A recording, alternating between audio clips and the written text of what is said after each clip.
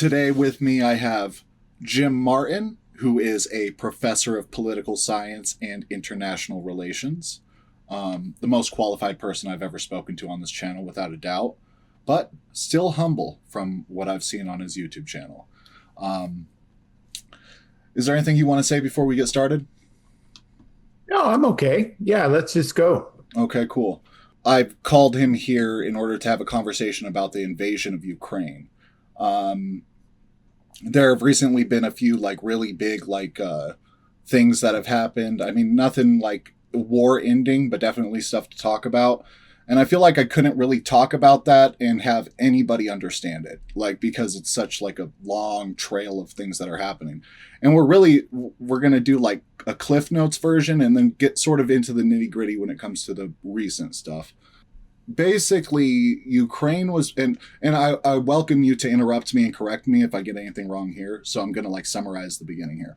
So Ukraine was part of the USSR, the United Soviet States, United Soviet Socialist Republic. Socialist Republic, yeah, okay. And that was dissolved in 1991. And in 1991, Ukraine became a country, but they still had nukes. And in 1994, the Ukraine got with a few different other countries. I saw it was 6 different treaties signed during the Budapest Memorandum in 1994. These agreements sort of varied, but the core of them was denuclearization of Ukraine and security guarantees from their neighbors. So Russia won't attack us if we give our nukes back to Russia. The UK will defend us if anybody attacks us. US will defend us if anybody attacks us.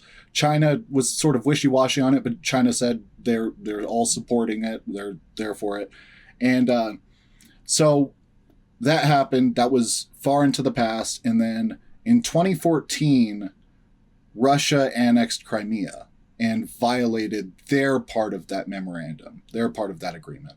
And because of that, a war started. This was the beginning of a war between Ukraine and Russia, the Russo-Ukrainian War. And basically, they annexed the territory, and there was no big thing that came out of that. As far as I was aware, it just sort of their war started, but there was no following up on those security guarantees from the rest of Europe.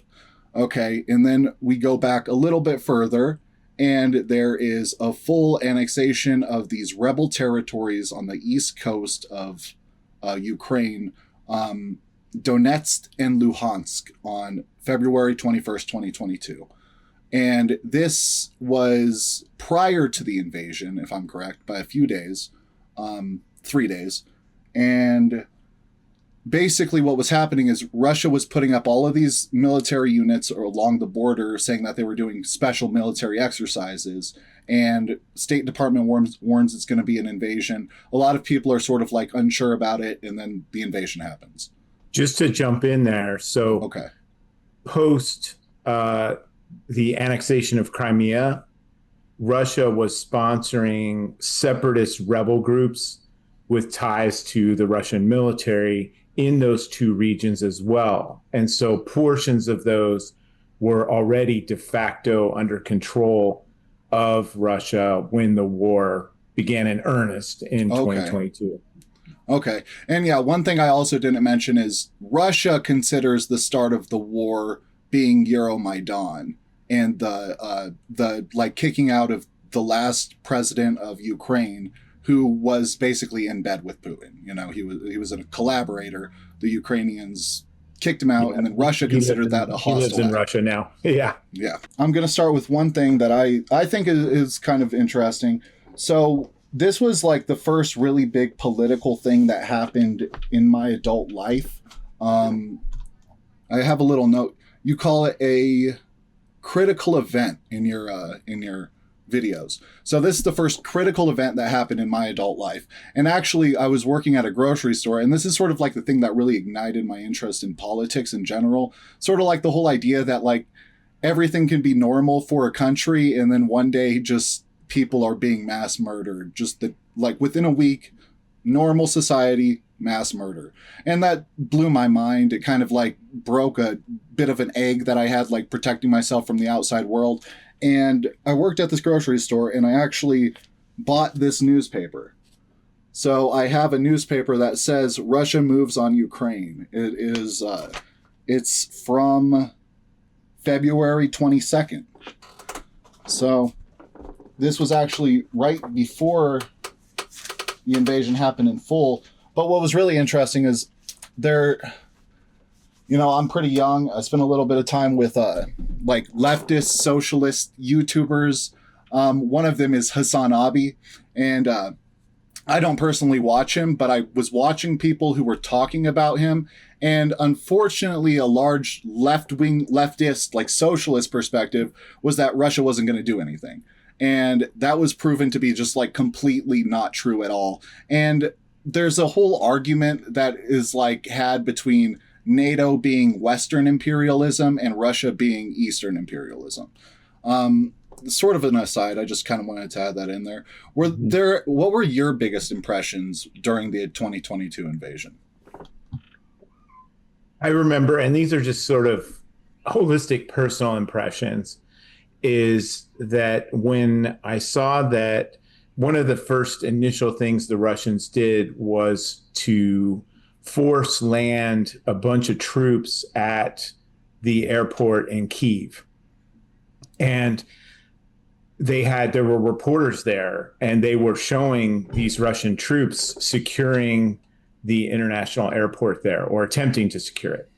And as soon as I saw that, I was like, oh, they're going for the whole thing. They're going for a decapitation operation. They're trying to seize Kyiv, kill Zelenskyy, wipe it out, and take the whole thing. And that really scared me, because that's not the kind of thing. I mean, we haven't seen anything like that in our lifetimes, in my lifetime, of that kind of attack, outside of when the Russians invaded Afghanistan in 1980, 1979. Like, that's exactly what they did. They seized the capital, had, military transports come in, seized the capital, started moving in all kinds of stuff. Okay. Took over. And, that really scared me, because they're a nuclear power. We're a nuclear power, and accidents happen. Things, get out of hand. Somebody retaliates. There's a spiral of things that can happen that can lead there. And thankfully, that has never happened, obviously. But that was a big concern of mine at the time. And I was also concerned that Russia would launch large-scale cyber attacks on us, on other Western countries that might come to Ukraine's aid. They did not do that. They continued their same level of that sort of thing, but nothing huge. But those are the things that I remember. And also, it's right during the pandemic, and it's kind of like, do we really need anything else? Right. I figured that they were going to attack when they had all those military units, gassed up, sitting on the borders, engines running. There were satellite pictures, there were press coverage of that. You don't put all that stuff in one place out in the middle of the countryside, have it all armed up, gassed up, ready to go if you're not going to do it, Yeah. And I mean, we'll get into it a little bit, but there's sort of like a euphemization of everything, so like when it comes to the invasion of Ukraine, it's a special military operation. We're just doing training on these edges here. Don't worry, but we're still doing it pretty openly, and it's obvious what we're doing, Mm-hmm. There were a few speeches that Putin did right after the invasion, and one of the speeches were pretty strange. При полном попустительстве, а иногда и при поощрении правящих элит. Пресловутая культура отмены превратилась в отмену культуры. Из концертных афиш вымарывают Чайковского, Шостаковича, Рахманинова. Так запрещаются и русские писатели, и их книги. В последний раз такую массовую кампанию по уничтожению неугодной литературы почти 90 лет назад проводили нацисты в Германии. Мы хорошо знаем и помним из кадров кинохроники, как сжигаются книги. Не так давно отменили и детского писателя Джоан Роулинг за то, что она, автор книг, которые разошлись по миру сотнями миллионов экземпляров, не угодила поклонникам так называемых гендерных свобод. Сегодня пытаются отменить целую тысячелетнюю страну, наш народ. Говорю о прогрессирующей дискриминации всего, что связано с Россией, которая об этой тенденции, которая разворачивается в ряде западных государств. И при полном попустительстве, а иногда и при поощрении правящих элит. Pretty weird speech. Basically, he's going on a rant about how Russia's being canceled, their literature is being destroyed, like the Nazis destroyed their literature. And then he brings up J.K. Rowling, who is sort of a right-wing figurehead in anti-trans movement, and mentions gender ideology. And I sort of want to hit this home. So there's also a speech that Trump did at the very beginning of his, before his 2020 loss. And I just want to watch that one real quick as well, too. We must reclaim our independence from the left's repressive mandates. Americans are exhausted trying to keep up with the latest lists of approved words and phrases and the ever more restrictive political decrees. Many things have a different name now, and the rules are constantly changing. The goal of cancel culture is to make decent Americans live in fear of being fired, expelled, shamed, humiliated, and driven from society as we know it. The far left wants to coerce you into saying what you know to be false and scare you out of saying what you know to be true. It's very sad. We can sort of see the similarities between the rhetoric, but I have a pretty direct question about it. So, in this context, do you believe cancel culture is a euphemism for liberal society? Like, do you believe Putin is using it the same way Trump is using it? If not, why would they see the utility in it? If so, is this a common thing for authoritarians to use the popular culture as like a sort of a negative, into like sort of a call to a simpler past? So Putin, like any politician, is speaking in that context to multiple audiences, so in some sense he's trying to make clear to his own population, those that he cares about, which is not that many, that what this fight is about, in a sense. Now, he said many other things about Ukraine elsewhere, and we could talk about that too. But in this context, he's trying to align himself with the traditional Russian values sort of approach to things, and look at in the West and how terrible and decadent and awful it is. And we don't want to be that. So this is why, in part, we're engaging in this fight. The other audience is Western right-leaning folks who resonate with that, and there are a lot of people who do, and he knows this. So that's why he would use, I don't speak Russian, but I'm sure the translation was pretty good and accurate because he speaks English very well. So he would know what cancel culture means in this context. So he's deliberately using that to drive a wedge amongst folks in the West about him, his regime, what he's doing, and all the rest of it, which is really pretty funny. It's not funny, I guess.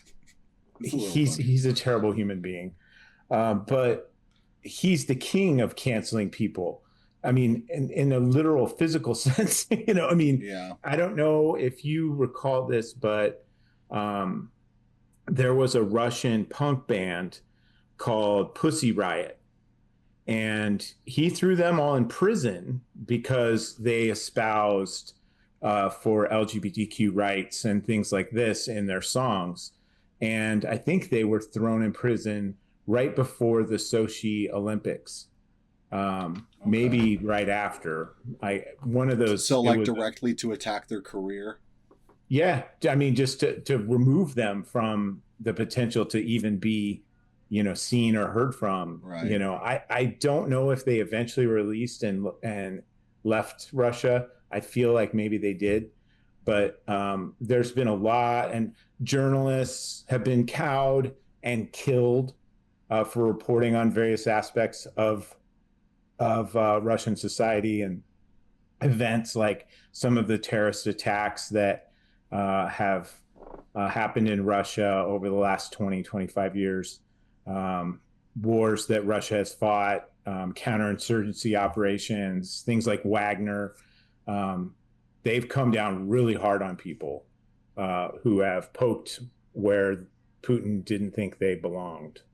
Right. So, I sort of had it going in my head and I lost it a little bit. So with the way Trump uses it, so obviously there's both of the calls to tradition. So this is more like a cultural intersection where both of them are referring to each of their own traditions. I have you ever read Machiavelli's The Prince? No, I haven't. I should. Yeah. So in The Prince, it's essentially a handbook for how to be a prince, and it's written by the advisor to the prince. And one of the things that he advises is that you must appear pious, you must appear moral in public, in your public pronouncements. You must take that cloak onto yourself. You don't have to actually be that, but you have to act as if. You need to put that image out there. And that really, The Prince is a great guide for Putin and really any aspiring authoritarian. Right. So this traditionalism, it's a guise both ways. It's a moral call. Right. And I think that that makes a lot of sense. And I think that honestly, that could have only been attempted in like this whole cancel culture thing in America could have only been attempted in the last last decade, really, because beforehand it was understood culturally that conservatives were the one who are gonna like ruin your life over your reputation. Like the Dixie Chicks, just to throw out another band example, they said the war in Iraq was bad, the invasion, and so their career was directly harmed by the right-wing media over that. Mm-hmm. And so, it's an interesting shift that sort of lines up with this international like growth of authoritarianism across the world. Just to come back to the two videos, I don't ascribe anything nefarious to Trump using a similar approach, right. And mentioning some of the same things as did Putin, because it's a great tactic to divide people. Yeah. So like even if they weren't politically aligned, it's still an effective political tactic. Mm-hmm. Yeah. Right. Moving on a little bit, getting back into the invasion. I have an article here. I'm just going to read from it. I sent it to you prior. I'm going to link it in the video.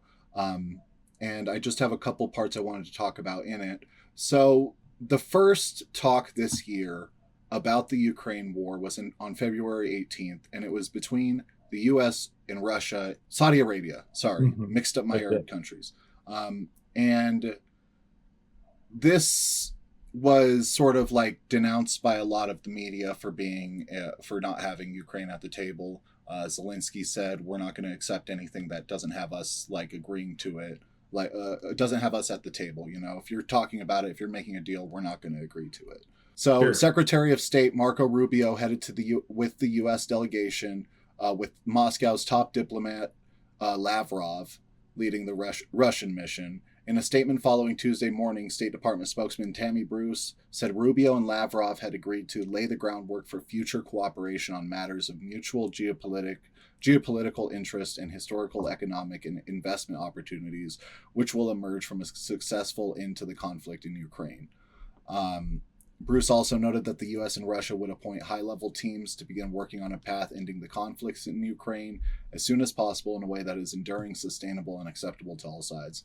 So, people didn't like that. There was a bit of a red flag there with the investment thing because nobody wants to hear investments when talking about ceasefires for wars.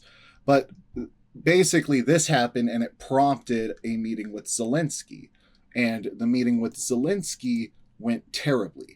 If you didn't have our military equipment, this war would have been over in 2 weeks. In 3 days. I heard it from Putin. In 3 days. This is something maybe new. Less. In 2 weeks. Of course, yes. It's going to be a very hard thing to do business like this. Again, I tell you. just say thank you. I said a lot of times to American people. Accept that there are disagreements, and let's go litigate those disagreements rather than trying to fight it out in the American media when you're wrong. We know that you're wrong. But you see, I think it's good for the American people to see what's going on. I understand, sir. I think it's very important. That's why I kept this going so long. You have to be thankful. You don't have the cards. Thankful. You're buried there. Your people are dying. You're again, running low on soldiers.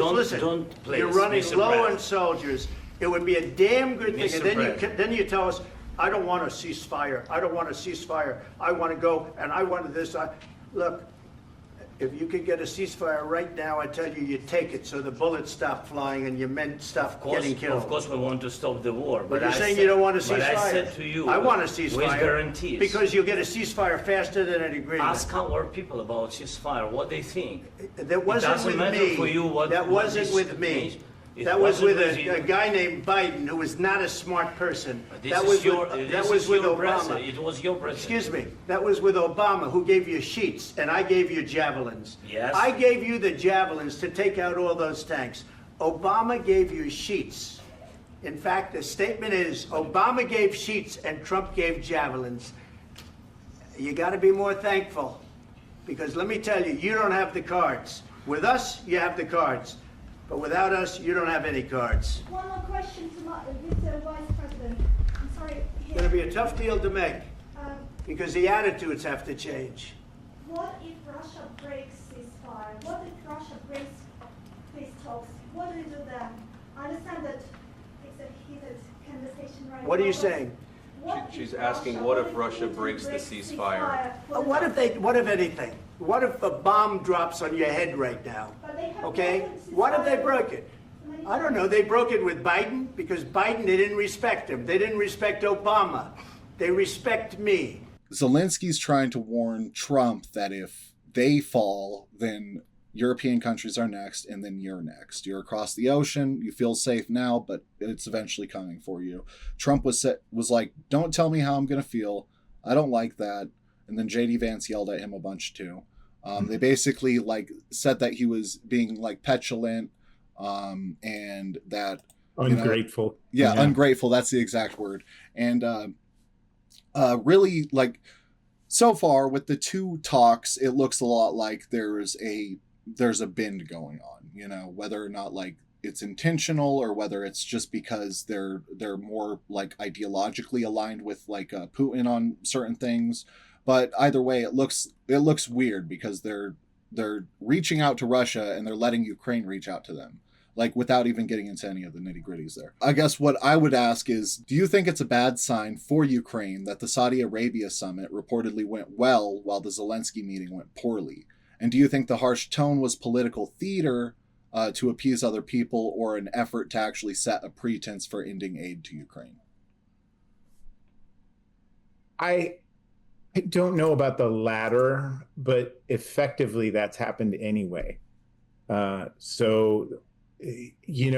think Trump has a fairly simplistic view of international relations and deals, where a typical ceasefire or some sort of peace agreement can take sometimes years to conclude, or with all sorts of stages, and lots of things are set up ahead of time, so that when principals arrive, then the deal is basically done. They're not walking into something where it's like, well, what are we going to talk about today? Like, everything is framed out.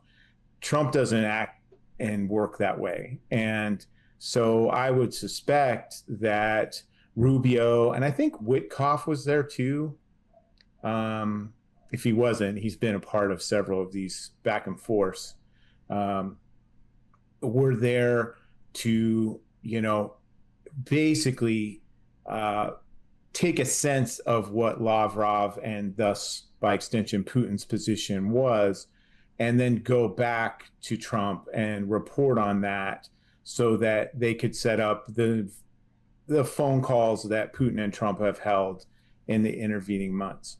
And so that's why it went very well, because there really wasn't a whole lot other than to establish, we're going to talk, and maybe we can talk about these things.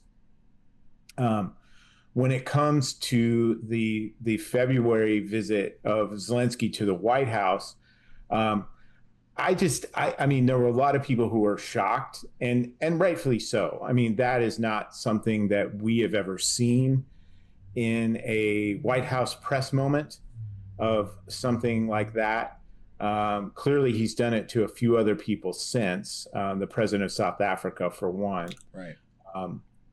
But what I immediately thought is all these, there were many people who were jumping to Zelenskyy's defense, and, and he had to suspect that he was probably going into something like that, because he knew Trump from before, from the first term.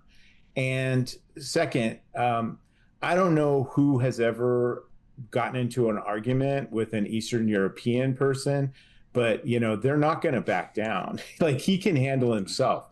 He's been avoiding getting killed since, February of 2022. So I don't think having somebody yell at him is really going to faze him all that much. Yeah. So the fact that it went bad, I'm not surprised, because of the ideological and perhaps more alignment of folks in the Trump administration towards Russia and Putin. Clearly, Trump really likes him personally and sees a lot to admire in what he is and how he runs his country, which says a lot to me. Kind of a bummer. Yeah, it's not something. As of 50, how old am I? 58, 50, 57, let's call it that. I grew up in a world where, you had the Soviet Union and the United States, and the Soviet Union was the enemy. It was, and to see that kind of fawning behavior, and it was really, really disturbing, I just constantly like, what happened in the world that this has happened? And this is just as a person, as a political scientist and somebody who cares about democracy, it's deeply worrying. Right. I hope that answers your question. Did I get there? No, I think that really did. And even if it doesn't, I have answers that I have in mind when I ask these questions, but what I'm looking for is something completely different, like what you have, and that is good to know. That's really interesting. The him getting into an argument, and probably not, we're probably more offended on his behalf than he was over that. And that makes a lot of sense. He's been yelled at before. I mean, he's had people dying. He's not as worried about that. Yeah, exactly. The Alaska summit. Basically, what happened during the Alaska summit, which, for those who don't know, there was a meeting on Friday. Was it Friday? Mm-hmm. Friday morning to afternoon, there was a meeting in Alaska between Donald Trump and Putin. They took 15 minutes to get off their planes and walk down a red carpet into a car. They disappeared for 3 hours. They came back out. They both made very short statements. total, it was 12 minutes they stood on the thing talking. And what's really interesting is there is this menu that was found in a printer at the place where they performed this meeting, and just so we're both looking at the same thing here. This paper, so a lot of people, I think, misunderstood this, and they thought that Putin and Trump cut the meeting short, and they actually didn't. The meeting was supposed to go from 11:30 to, well, from 11:30 to 3:30, and those times line up. They were together as long as they should have been. The things that got changed was, I allegedly there was supposed to be a 2-on-2 meeting, and that's confirmed with this piece of paper, but the 2-on-2 meeting was supposed to be Putin and Trump and 2 translators. Instead of doing the 2-on-2 meeting and then an expanded meeting, they did a 3-on-3 closed meeting, and then instead of doing a hour-long press conference where they answered questions, they did a 12-minute press conference where they both sort of glazed each other up a little bit and then just walked off stage. And luckily that the paper was confirmed by Homeland Security. They confirmed it in a very like nonchalant way. They basically said, this is a menu, who cares? But that does confirm it, you know. They didn't say it was fake. So we know that they changed the meeting a little bit in order to sort of close it in for their very specific guys. 3-on-3. I think they canceled the lunch also. Yeah, I didn't hear about them having the lunch afterwards either. And they were planning on, if I wanted to go into it and make a few jokes, like they were going to do a very extravagant meal for Putin, and they were going to give him a bald eagle statuette for his desk. So that's basically what the menu said. And afterwards, Donald Trump hinted at land swaps, prisoner exchanges, and security for Ukraine, not based on NATO. And these were agreed on by Putin, allegedly. This is Trump. Those are points that we negotiated, and these are points that we largely have agreed on, actually. Ukraine has got to agree to it. Maybe they'll say no. And he said that during the Sean Hannity interview. I went and watched the Sean Hannity interview, and it was hard to watch. Basically, there's a lot of weird stuff going on with it. I have a few choice quotes from both Putin and Trump, though. The 2 most important things, I think, from this meeting.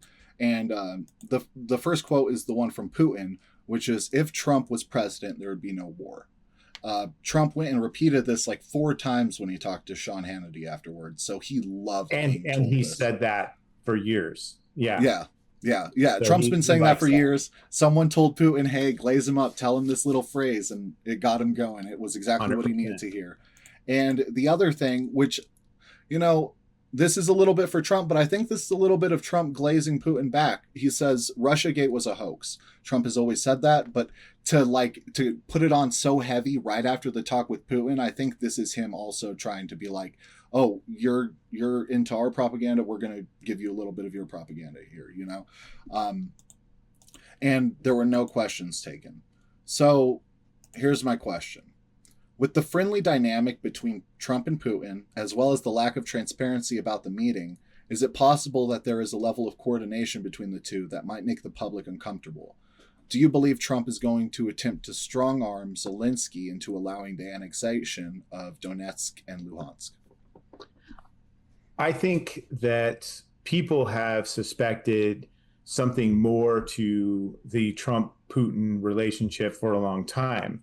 I mean, we talk about back in 2016 with the Steele dossier and various connections between people in the Trump campaign and Russian intelligence or military intelligence operatives. Those things are concerning. Some people would be extremely concerned about those things. Nothing, as we know from numerous investigations, has ever been absolutely nailed down as being fact. And in many circles, the Steele dossier has been discredited, which essentially intimates that the Russians have some kind of dirt on Putin, or the Russians have dirt on Trump, and thus they can, work that lever when they want to. I don't know that, any of those things really matters that much, other than the fact that clearly Trump sees Putin as someone who is a powerful leader, that Russia is a powerful country, and therefore deserves his respect, and he wants to work with them because he sees that governing style as something that he wants to emulate in the United States. I missed, what was your last question? Do you believe he's going to strong arm Zelenskyy into letting Russia annex territory? Here's the thing about that. So I don't know how much leverage we really have, because the money that was allocated by Congress for military and economic aid to Ukraine has run out, or we're on the last little drips. Some of it I saw a few months ago had been clawed back.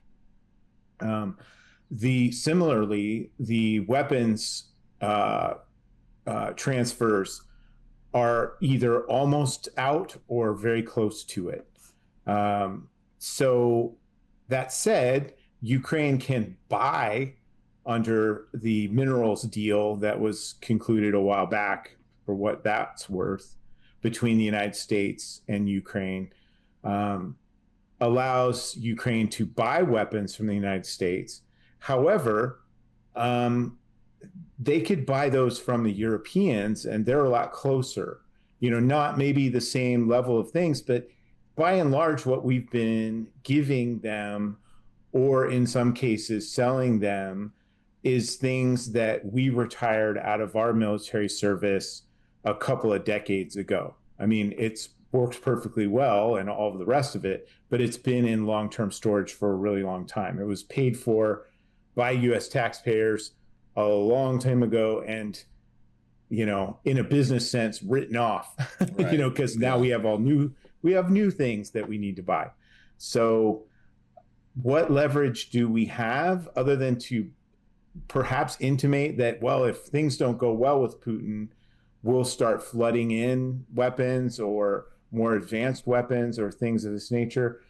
I don't know. And I've never heard anybody in the Trump administration really say that. They've intimated maybe more pressure would be coming, or sanctions against Russia to some degree beyond what is already in place.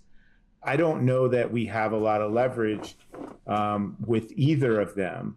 I think Russia has, in the end, Russia has the ability to stop this war. They could do it, but it runs counter to every single thing that Putin and the people around him believe. Right. And that it would be a demonstrable threat to their political and probably physical survival were they to really stop the war in a meaningful way. Okay, so a bit of a follow-up on that. A lot of people don't seem to understand, or have trouble understanding the idea of conquering another country in the modern age, and how difficult that actually is. We took Afghanistan, we ran the government there, and then the day we left, it fell to the old government. So so as a follow-up for that, do you think that there's a way that the U.S. just washes their hands of it and it goes on for another 20 years? I think that I'd be surprised if the Trump administration didn't do that. Now, do I think that's imminent? No. But in a sense, because we're no longer really supplying them, we kind of already have. Right. I think that it's also possible, perhaps likely, that at some point we withdraw from NATO entirely, because Trump has always been opposed to NATO. J.D. Vance has expressed a lot of negative views of NATO, these kinds of things. And I think the Europeans, on the flip side of that, are deeply concerned about the security risks that the Trump administration might pose to them. So I mean, threats against Canada, the potential of we'll just invade Greenland, which is part of Denmark. Right. I mean, these are not things that they can just ignore. And so how much they share with us of what their plans are and what they're doing is up for grabs. I don't have any kind of insider information or anything like that, but I watch a lot of coverage of defense ministries and things like that, and they aren't pleased with this situation, and it worries them. The flip side of that is that the Russian invasion of Ukraine has really produced a groundswell of support for rearming, building their military capacities in a number of European countries. They really got that message loud and clear, and that takes time, when especially the Europeans just counted on the United States being there for decades, and it takes time to build that industrial capacity and infrastructure in order to have the sort of arms industries that would allow for that. But they're doing it. They're on that case. They're moving forward with that. Right. So the fact that whether Trump understands that fully or not, I don't know. But I think that he would prefer to wash his hands of it entirely, unless he can get a Nobel Prize out of it. Right. Which I think he would be. The very last thing I saw before I called you, before we started this call, was Hillary. He was talking about like Hillary Clinton saying that he deserves a Nobel Peace Prize, without mentioning the fact that she said if he does it without losing territory. Yeah. No, and here's the thing too. I mean, and I think, my general sense of things is probably evident to your listeners. I'm not a fan of Trump or the administration. But if he were to be able to be a part of a catalyst for a real meaningful peace treaty between Russia and Ukraine that satisfied the Ukrainians, he would, it is kind of Nobel Peace Prize material. Yeah. He would deserve it. Yeah. I wouldn't put those tickets to Oslo quite yet. I mean, I just don't see how that's going to happen. Okay. Before we get out of here, I did want to ask you two more things. Sure. So, and these are one of these things I came up with earlier, one of these things I just came up with. So I've heard murmurs of it. What do you think the chances are of, or even the benefit of nuclear rearmament for Ukraine? Because I've heard of them possibly doing renuclearization, saying that they could create a few warheads with like low quality uranium. I'm not really a pro on nukes, so in Soviet times, Ukraine was the center for many of the armament industries in the Soviet Union as a whole. Avionics, a lot of metallurgy, and also nuclear weapons. And so they were made there, and other places too, but definitely in Ukraine. They have several working nuclear reactors, which means that they have the raw materials necessary to do this. Now, building a bomb is, at this point, what would it be? 80-year-old technology. It's not, for a country with an advanced industrial capacity as Ukraine has, it's a possibility. I think that if they were to do that, I think that Russia would probably first strike them.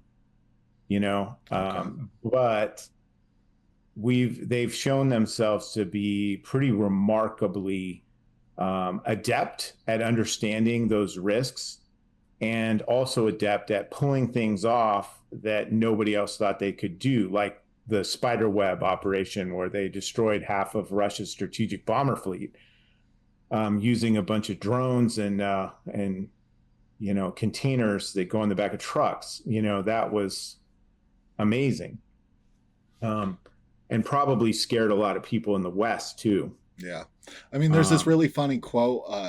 I don't know who it's from, but it's like, we spend $10,000 on a rocket and insurgents spend $100 to shoot back, or something like that. I can't really remember it exactly, but it's like, it's nothing compared to like our armaments. What we're using is like so expensive compared to what they're using.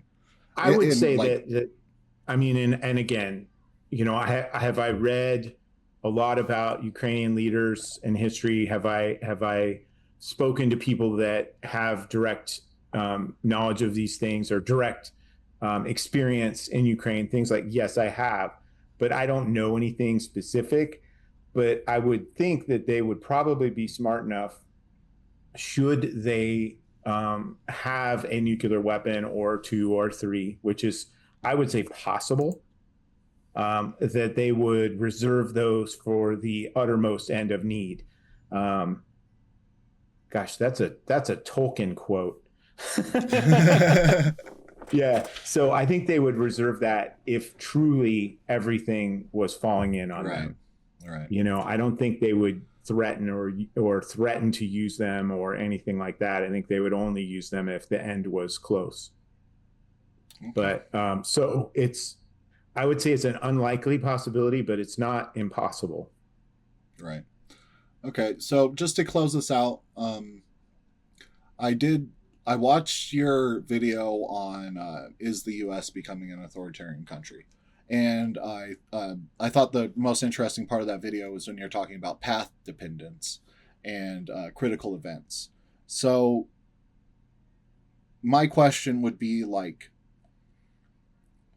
if we were set on a path towards authoritarianism, would that be like, would Trump's election be the critical event? Would J6 be the critical event? What do you think was like the tipping point to send us going in that direction? And do you think another thing could send us in a different direction?